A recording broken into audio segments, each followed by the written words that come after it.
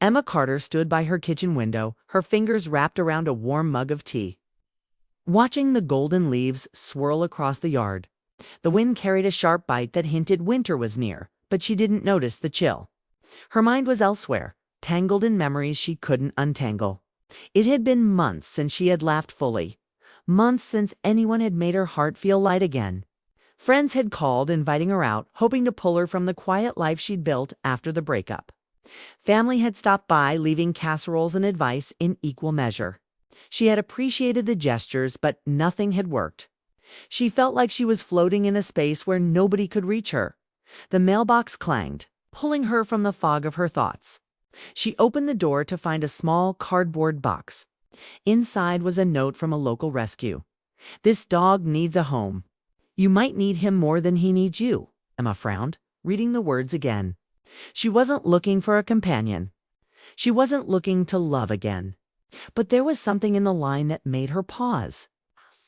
Something that whispered that maybe, just maybe, this little dog could change her world. She went to the shelter that evening. The smell of the place was warm, with hay, soap, and dog fur. Puppies yipped and barked in the background, but she barely noticed. She was drawn to a golden retriever with deep, expressive eyes that seemed to see right into her heart. The dog wagged his tail slowly as she knelt in front of him. He sniffed her hand and nudged it gently. Something in the simplicity of that gesture, pure, honest, without expectation, tugged at her. She decided to take him home.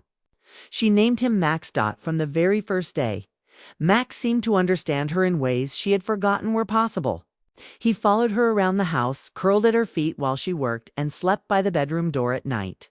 He had no judgments, no questions, no need for explanations. Just presence. Emma began to notice herself smiling more, even if it was just a small twitch at the corner of her lips. Max had a way of filling the quiet with warmth without ever being loud across the street. Daniel Brooks noticed the new addition almost immediately. He had seen Emma before, standing by her window with her tea, but now she had company, furry, golden, and lively. Daniel was a high school teacher, slow-moving and thoughtful, someone who noticed things others often missed. He watched her toss a ball across her yard while Max chased it, the golden dog leaping and spinning, tongue lolling in pure joy. Daniel felt a tug he didn't recognize at first. It's a curiosity about the woman who always seemed so contained, so quiet. For days, Daniel watched Max and Emma from a distance. Sometimes he waved. Sometimes he lingered near his own gate, pretending to check his mailbox while hoping for a glimpse of her smile. Emma noticed him too, briefly, and nodded politely. Their interactions were minimal, nothing more than casual gestures. But Max noticed too. He noticed the way Daniel paused when Emma was around. The way his eyes softened, the way he lingered a little longer than necessary. And Max had a mission. It started small. Max would sit by the fence, staring at Daniel with unwavering attention. Sometimes he barked once as if saying, "Hello, notice her. Notice us." Other times he simply lay down in the snow, keeping a careful watch. Emma found herself laughing at his antics. "You're serious, aren't you?" she said once, scratching him behind the ears. Max tilted his head as if confirming her observation. Emma started to notice subtle changes in herself, too. She walked a little more each morning, feeling Max pull her gently down the street. She lingered by the fence, waiting for Daniel's greeting, feeling her heart flutter in ways it hadn't in years. She couldn't explain it. She hadn't wanted this, not yet. But Max had other plans. Daniel felt it as well, though he didn't understand why. Something about Max made the tension in his chest ease. Something about the way the dog seemed invested in bringing two humans together felt magical. He didn't act on it at first. He was cautious, patient, aware of the fragile hearts on either side of the fence. But Max was persistent. Max was a strategist, silent messenger who refused to let two people who needed each other remain distant. Days turned into weeks. Conversations began, hesitant at first, polite small talk that felt slightly awkward but strangely comforting. Emma asked about Daniel's day. Daniel asked about Max's habits. Slowly, the walls they had built around themselves started to crack. Emma began to notice his quiet humor, the way his eyes softened when he laughed. Daniel began to notice her resilience, the careful strength behind her soft smiles. And always, Max was there watching, nudging, creating moments where connection felt possible. One evening, as the sun dipped below the horizon, painting the sky in hues of pink and orange, Max did something unexpected. He jumped up onto the fence between them, pawing gently at Daniel's shoulder. Daniel laughed, a full, genuine laugh that Emma hadn't heard in years. Max barked once, loudly, almost triumphantly, as if saying, "Look, they're noticing each other now." Emma felt her chest tighten. This small, golden dog had done something she hadn't been able to do herself. He had broken through her careful walls and made room for something new, something tentative and fragile, yet thrilling. She looked at Daniel and saw him looking back, the same recognition mirrored in his eyes. Something unspoken passed between them, and Max wagged his tail like a quiet conductor, orchestrating a symphony of connection. That night, Emma lay in bed. Max curled at her feet and thought about how strange life could be. She hadn't been searching for love, for connection, or even for hope. Yet here she was, heart-stirring in ways she hadn't allowed in years, all because of a dog who refused to let her remain alone. Max had succeeded where no one else could, and somehow she knew this was only the beginning. Max noticed everything. From the very first day, he had watched closely the subtle glances, the small smiles, the hesitations in their voices. Dogs seemed to have a way of seeing the truth hidden beneath the surface, and Max was no exception. He watched how Emma's shoulders tensed when Daniel walked by, how her fingers twitched when he lingered just a little too long near the fence. He saw the soft exhale when she realized he wasn't going anywhere, and he saw Daniel always composed, always careful, watching Emma as if he wanted to step closer but didn't know how. One chilly afternoon, Max made a decision.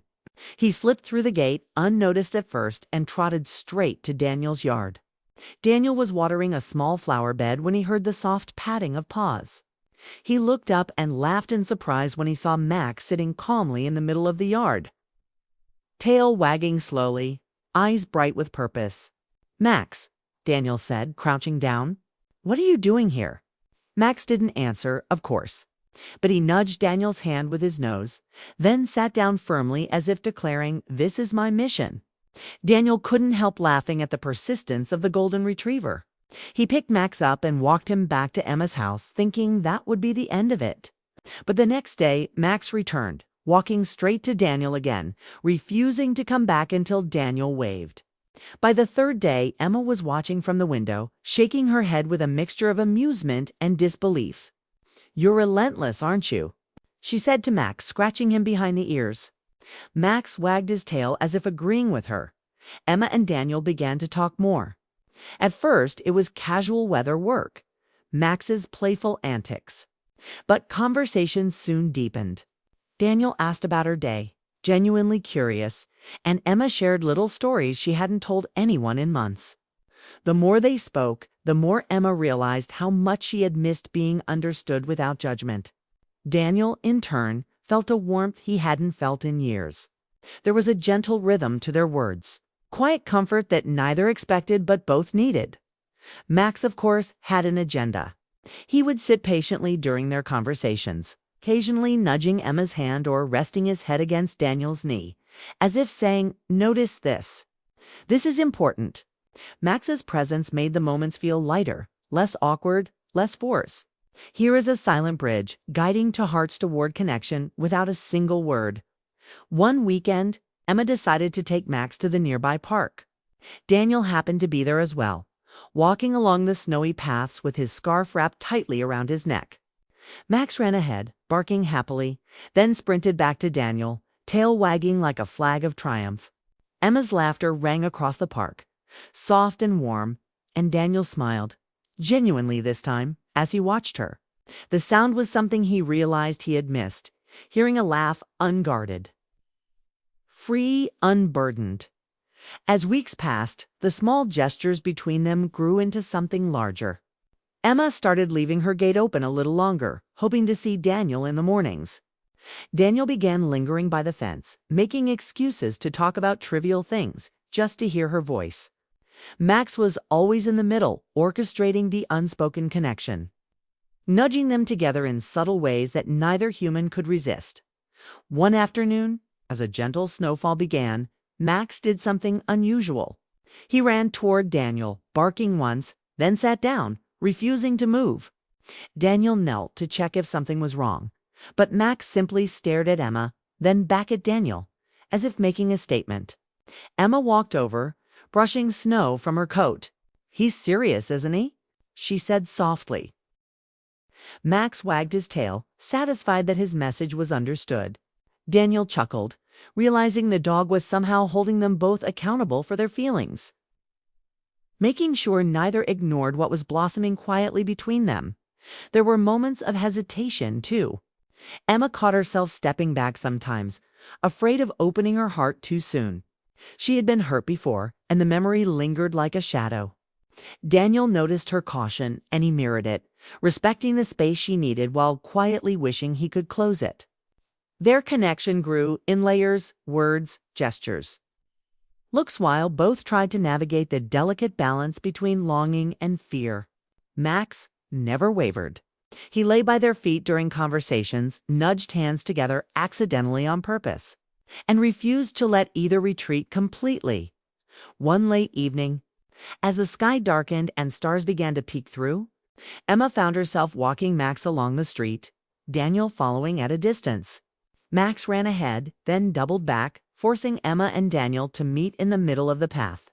They laughed at the absurdity, feeling the tension ease as they walked side by side. Conversation flowed effortlessly, and for the first time in months, Emma felt light, not just happy, but open. Daniel's presence was steady, calm, and reassuring, a contrast to the turbulence she had carried for so long. Max walked between them, proud and vigilant, as if announcing that this connection was his success, his creation. Then one evening, something shifted dramatically. Emma had been reorganizing her living room when Max nudged the door open and ran out. She followed, panicked, finding him standing at Daniel's gate, tail wagging, eyes alert. Daniel came out immediately, concern etched on his face. Emma felt a pang of something unfamiliar, anticipation mixed with fear. Max had done it again, and this time it was more than playful mischief. It was a clear invitation to confront the feelings they had both been skirting around for weeks, standing there. In the soft glow of streetlights and the hush of falling snow, Emma and Daniel shared a long look. No words were spoken at first. The air was heavy with unspoken emotions, the kind that made the heart race and the stomach flutter. Max barked softly, nudging them again, impatient. Emma realized she could no longer hide behind small gestures. And Daniel understood he could no longer pretend this connection was just coincidence. Max had succeeded in creating a space for them to confront the truth. Their conversations had prepared them. The walks and shared laughter had eased the tension. And now, in this quiet, snowy evening, they were ready to take the next step. Emma felt her chest tighten, a mix of fear and hope that she hadn't felt in years. Daniel's hand brushed hers almost accidentally, and neither pulled away. Instead, they held the moment, letting the quiet speak louder than words ever could. Max lay down at their feet, tail thumping softly, as if celebrating his quiet victory. It was not a dramatic revelation. Nothing rushed, nothing forced. But it was real, fragile, and deeply moving. Emma realized that sometimes love doesn't arrive in grand gestures. Sometimes it arrives softly, guided by patience, trust, and even a golden retriever with a mission. And Max had succeeded where no one else could, showing them both that opening their hearts again was not just possible, it was inevitable. The snow continued to fall around them, gentle and steady. Emma and Daniel walked back slowly, Max trotting proudly between them, guiding them like a silent guardian. Every step felt lighter than the last, every glance more intimate, every heartbeat more in sync. They didn't need to rush. They didn't need to define everything immediately. They only needed to be present, to trust the connection, and to let it grow naturally. Max had made that possible, bridging the gap between two cautious hearts and reminding them that sometimes the smallest gestures, paw nudges, shared laughter, quiet presence could lead to the deepest bonds. By the time they reached Emma's doorstep, it felt like a beginning. Max lay down in the snow, looking up at them with those deep, knowing eyes. Emma and Daniel exchanged a glance, both aware of the unspoken understanding that something had shifted. Their hearts were no longer guarded in the same way, and the path ahead, though uncertain, felt brighter and more promising.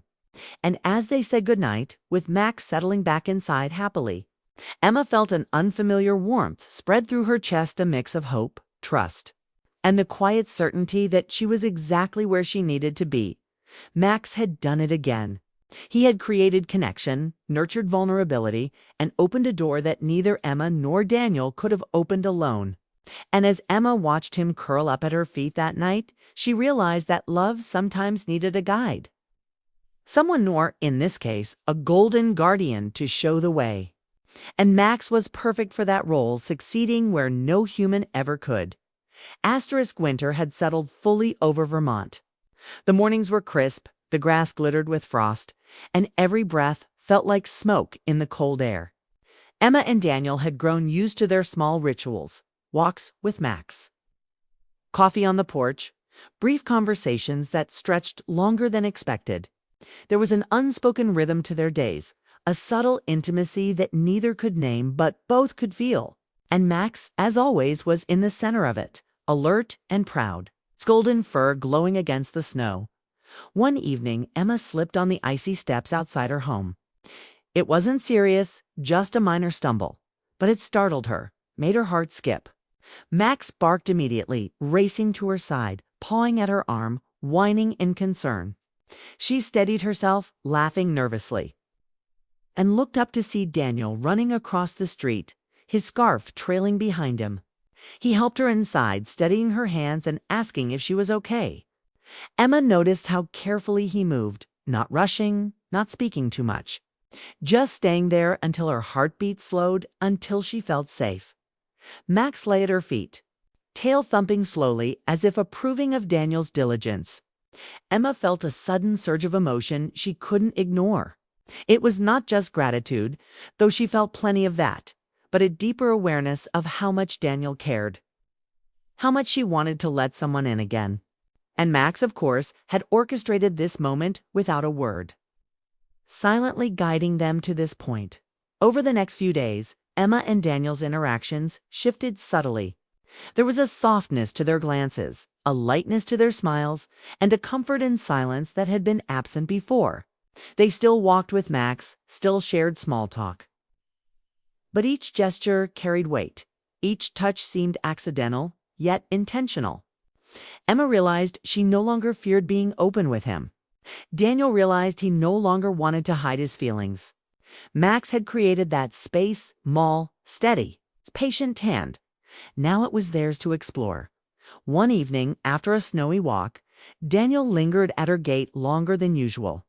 Emma felt the familiar flutter in her chest, the anticipation of what might come next.